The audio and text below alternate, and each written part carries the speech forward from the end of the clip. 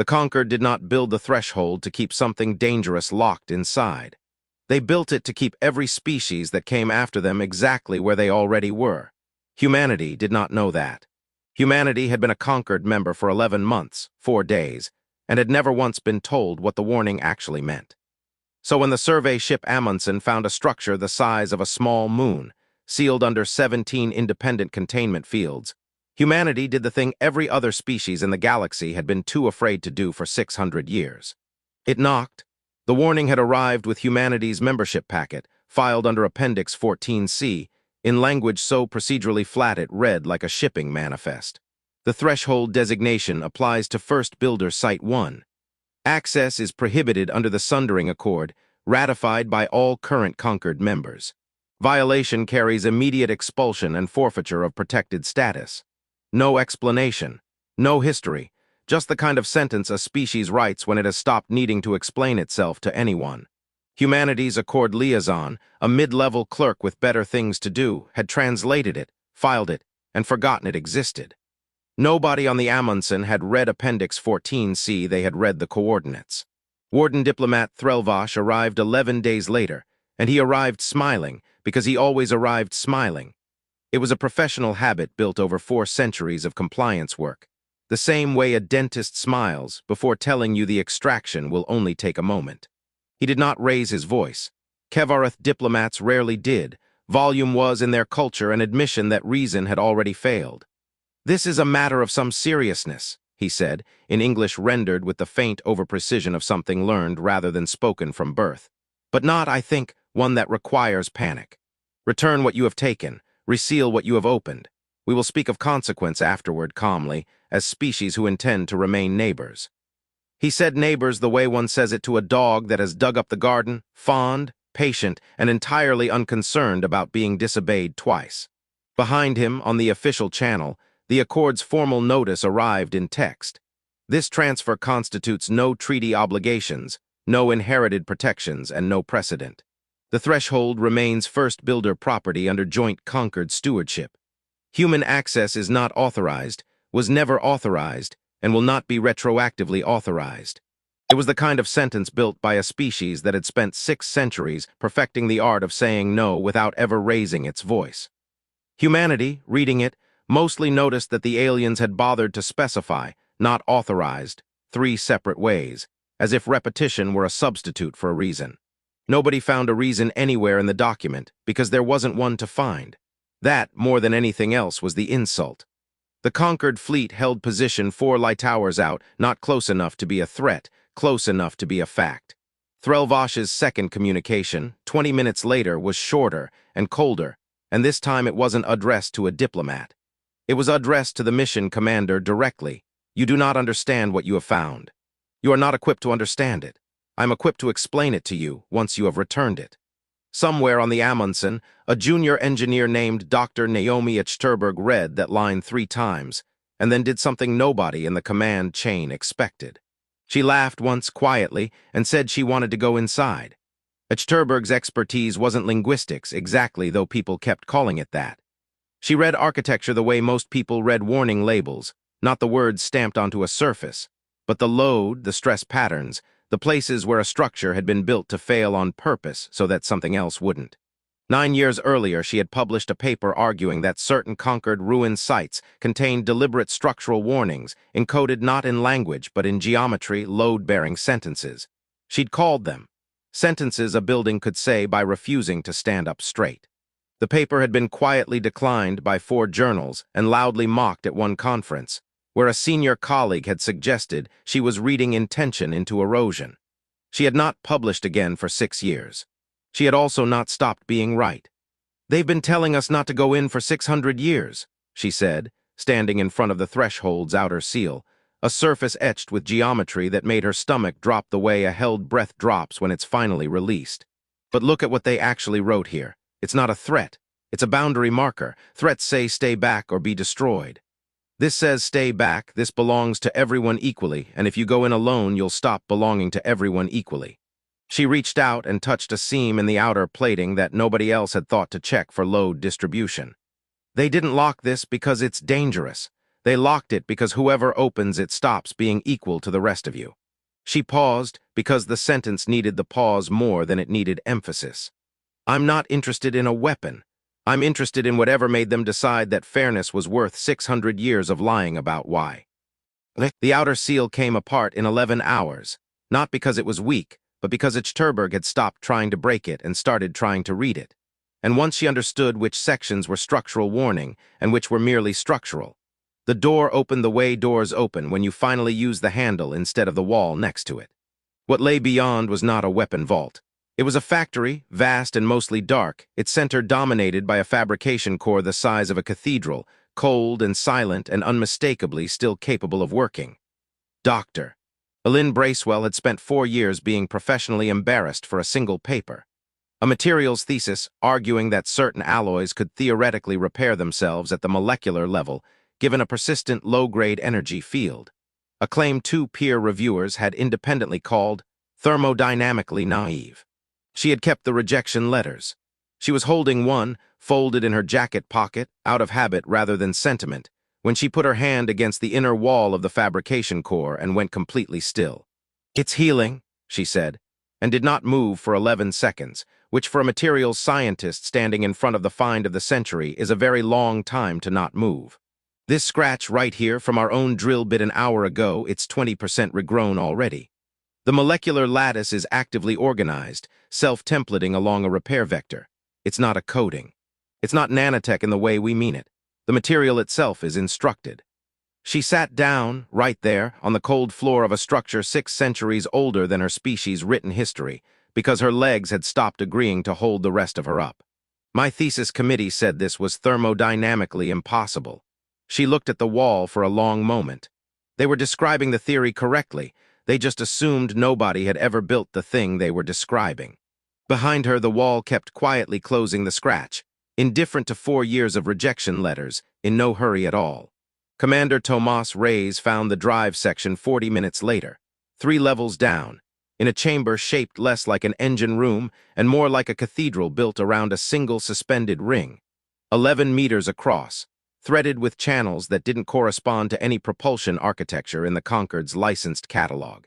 He had spent 18 years flying ships whose gravitic drives were, by treaty, capped at a specific efficiency ceiling. A ceiling every Concorde member insisted was a hard physical limit, and which every Concorde member had somehow never managed to push past in 600 years of trying. He stood in front of the ring for 4 minutes without speaking, running the same set of numbers 3 times because the first 2 results seemed like equipment error. "This isn't a better version of our drives," he said finally, quietly enough that the recorder almost missed it. "Our drives are a simplified copy of this. Somebody took this architecture, stripped out maybe 60% of the resonance chamber, and called the result the ceiling. The ceiling isn't physics. The ceiling is a decision." He crouched down, tracing a channel with 2 fingers, careful not to touch. "We could reach full efficiency inside a year if we started today, maybe less."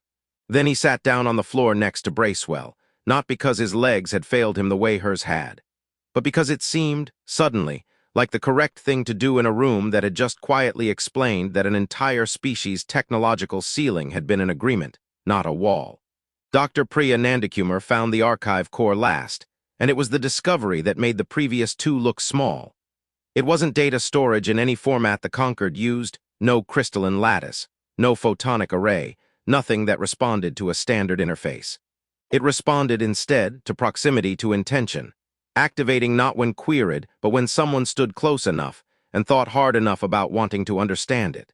A security architecture built by a species that apparently considered curiosity itself a sufficient credential.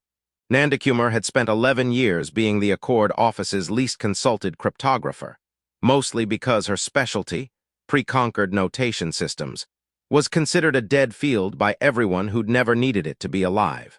"It's not encrypted," she said, 3 hours in, her voice gone very flat in the way people's voices go flat when they are trying not to sound as unsettled as they feel. "It was never encrypted. It's just old, and it assumes the reader already knows how to want things correctly. Every Concorde species that's ever stood in this room for 600 years has had the technical capability to read this. What they didn't have was permission from each other to try."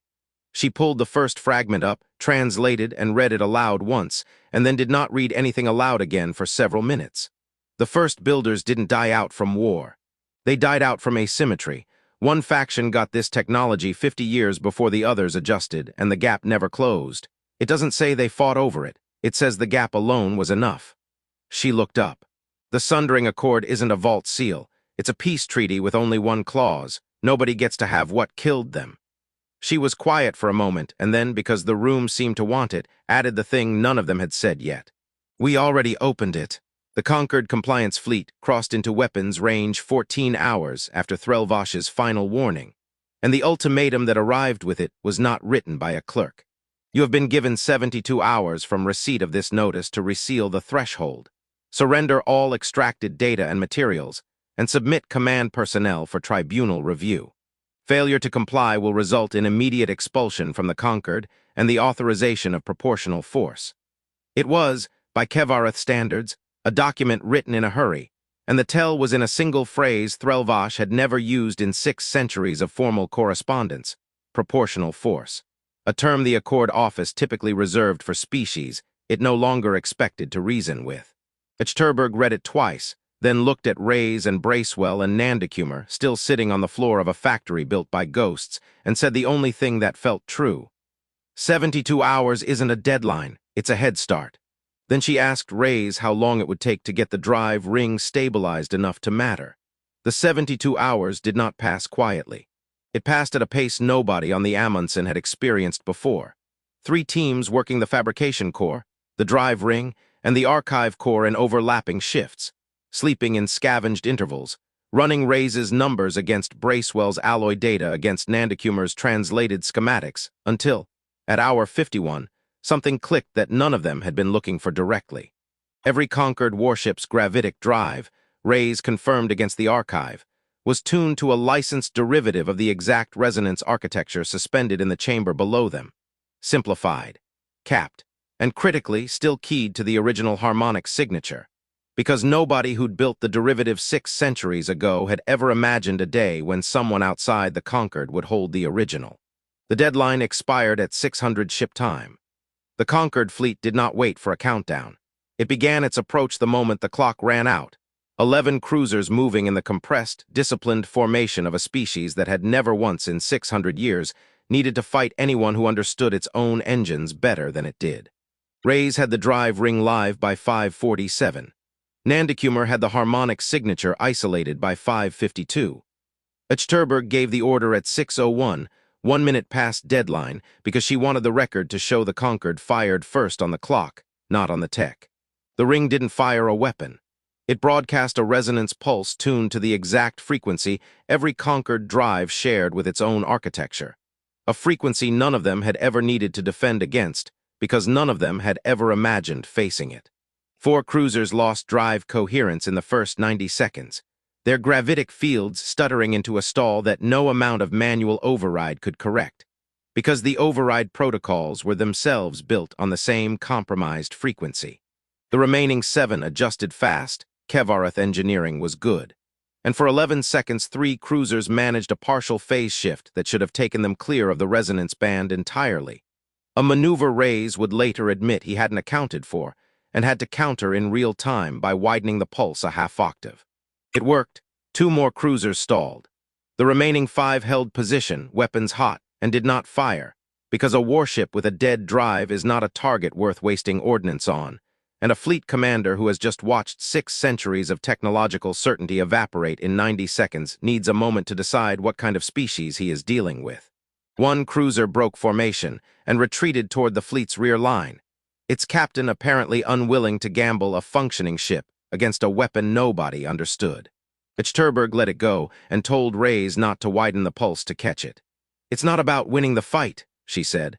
"It's about them remembering we could have." The engagement lasted 4 minutes and 11 seconds from first pulse to last cruiser going dark. Nobody died. That, too, was the point. The first transmission after the battle came through official channels, and it was exactly the document everyone expected, clipped, procedural, demanding an immediate ceasefire and a formal negotiation session. Every word chosen by someone who had already begun drafting the report that would explain this to the rest of the conquered. The second transmission came 4 hours later, unscheduled on a personal channel, and it took Threlvash 11 seconds of silence before he said anything at all. "I resealed that door myself," he said finally, 604 years ago. I was young enough then to believe that a good enough seal would never need testing. Another pause, longer this time. I have spent 6 centuries assuming the next violation, if it ever came, would come from ambition, a species wanting more than its share. He stopped again. I did not account for a species that would open it out of curiosity, and then, having found something capable of ending us, choose to fire a warning instead of a weapon.